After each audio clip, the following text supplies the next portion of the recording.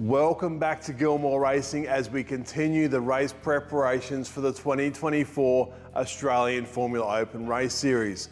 In the last episode, we discovered some issues in the back of the car, and on this episode, we need to find a solution, otherwise we are not going to race. While doing routine inspection during our last race meeting, we found excessive play in the pinion shaft, and this is very concerning. It's not something you would normally repair at the racetrack. It's quite a large job to get this much of the back of the car apart. But having play in the pinion shaft is very uncommon, and I don't think we've ever had this happen before. Last episode, we got it apart to find the front bearing had actually failed on the pinion. The rear bearing looks perfect. So we've cut that bearing apart and had a really good look at it, and each one of the individual rollers has got a mark on it, which appears to be from a shock loading. The shock loadings damaged the rollers, which have continued to come apart as this car has run. So I think we've found this really quickly, and it has done very little running since we initially noticed the play in the pinion shaft. Shock loading on this, there's not that many ways you could have a cause for that much shock, and about the only way you could do it is a start line stall, where you load the gearbox, unload the gearbox, load the gearbox, and so on. So it's actually pushed the pinion back into the housing and given those rollers enough of a shock, enough of a hit that it's actually damaged the surface, which has continued to come apart as they have rotated. But also a concern, the top selector shaft, it's got a circlip and a thrust washer on it, and that circlip had popped off. So whether that is also from the shock loading, we don't normally have circlips fail ever in anything, especially something with as little load on it as the selector barrel. It does relatively very little work. It's supported each end by bearings, and all it does is rotate slowly as you select gears. So that's also odd. The main concern is the bearing assembly. It's in the middle of the housing for the pinion. It's got shims in it to set the pinion depth, and it's a really tight fit in the housing, and it's an absolute pain in the backside to get right. We've found some damage on the pinion, and we don't have a new one. We've ordered one. We probably won't get it in time. So we have to pick the best of our parts to get this thing back together to at least get us to the second race meeting of the year before we expect our parts to arrive, when we can put all new stuff in the back of this car. A little bit more detail on this bearing assembly that I keep going on about. It's for the pinion bearing. So we've got the selector barrel up the top, the pinion's in the middle, input shafts down the bottom. So the input shaft's all the way from the back of the engine, it drives back up through the gears, pinion to the crown wheel. Now this pinion bearing is a really nice bit of gear. It's actually got a hex machined in the back where it locks into the housing. Then that front section is a large nut. So it goes through the housing and then tightens up from the inside. In this landing here is where your shims go to set your pinion depth. There's markings on the pinion that should give you that exact measurement.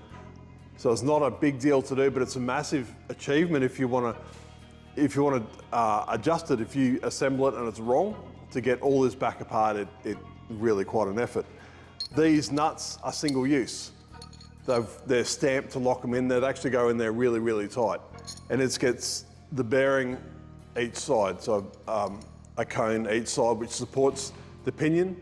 And then the back of the pinion shaft, the gears all line up, and the back of the pinion shaft is supported by the end housing. A really clever solution to quite a complex problem. It's really neat packaging wise, but servicing, it's a major servicing component. It's not an easy fix, and there's no quick and simple ways to get around this. We don't have a new bearing assembly. We've ordered one. We hope like hell it gets here, but it won't. We've found a really good second-hand one in the truck that we're going to use. We've chased all the other race teams in the country, and nobody's got one. So we've actually ordered a few new bearings so we can have them in stock should anybody need them. The good bearing assembly, it's a match set. They're matched, so it's been kept together. But now we need to work out which is the best pinion and crown wheel to use as a match set, and then get this thing together, get it fixed up and get it right. Not only to make our lives easier, but to also minimize the amount of damage we're going to do to the housing. We need to warm the housing up to get it to expand, to get this bearing to go in as sweet as possible. And not only that, we're going to put this in the workshop freezer. There's only 2 things that go in the workshop freezer, and one of those is bearings. We'll get this warmed up evenly, consistently, as much as we can to prevent any damage. We'll get this in the freezer for a couple of hours, and then hopefully this bearing should go straight in.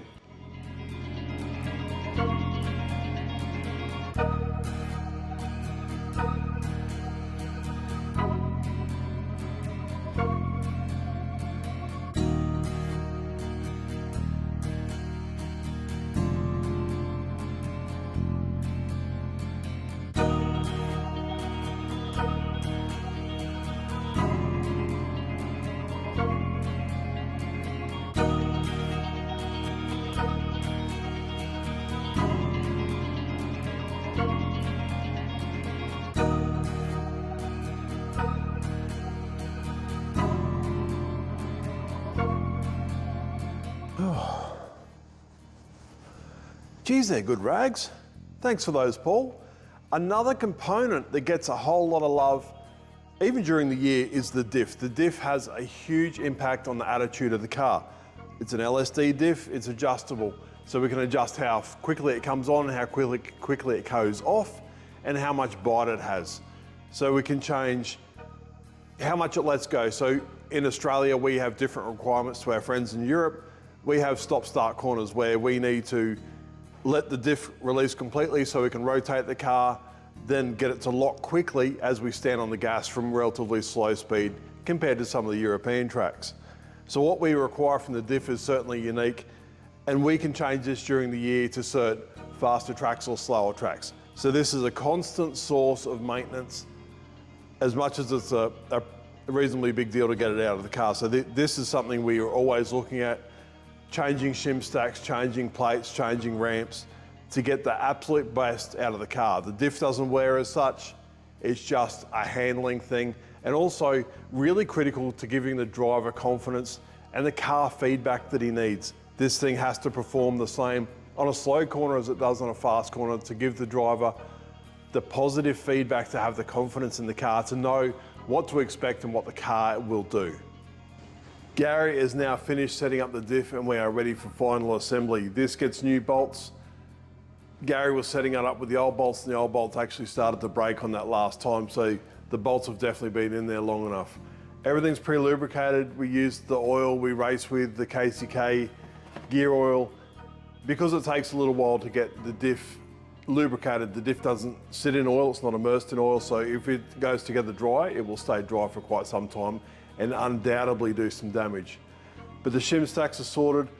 We need a fair bit of specialist tooling for these, including the ones to check the resistance. We use a small torque wrench and we can preload the diff to where we need it to get the right amount of resistance in the LSD packs. But we can now assemble this with the new bolts and then lock wire those new bolts.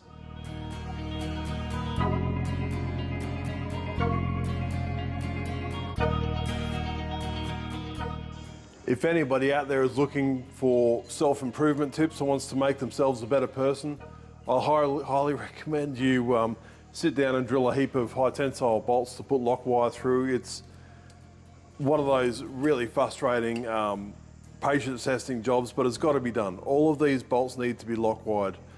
If you don't, they will likely come out and they will cause a whole lot of damage. So we'll get these in now, we'll torque them up, and then we'll get on to lock wiring.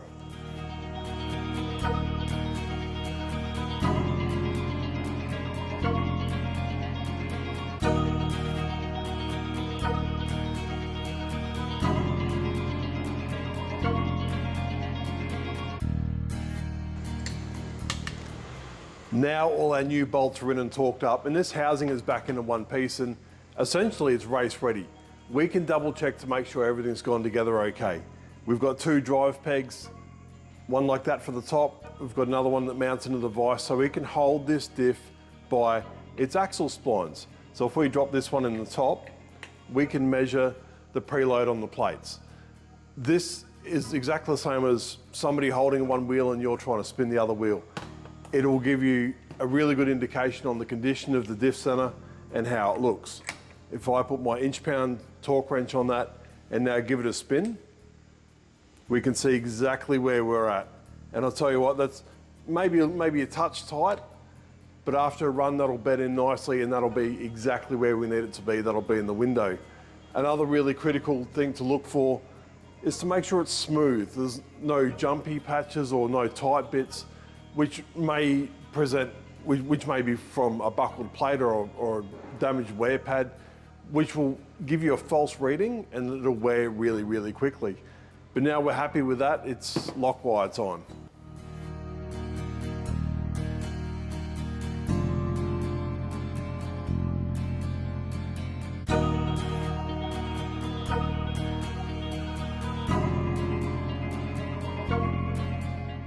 Diff center is now assembled, tested and lock wired. And the purpose for that lock wire is just to stop those bolts from unscrewing.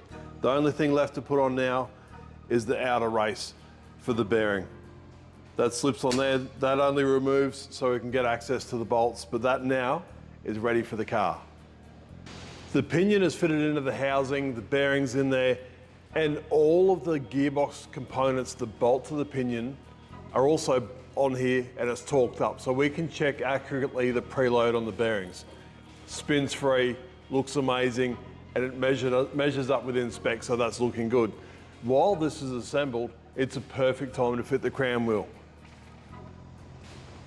Hoping that it just sits in the housing, we can then put the end cap on, or the end cover, and then we can measure the backlash and make sure that everything is exactly how we want it to be. It's a bit of a struggle to get my little fingers in there.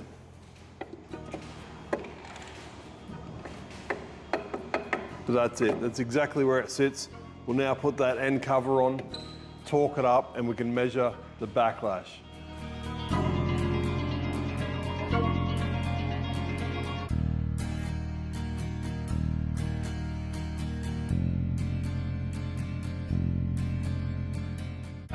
Luckily for us, the pinion backlash is absolutely perfect. It spins really smooth, quiet, not crunchy. It's everything we'd hoped it would be. So now that we've got that sorted, we can actually pull the shaft back apart and put some gears in it.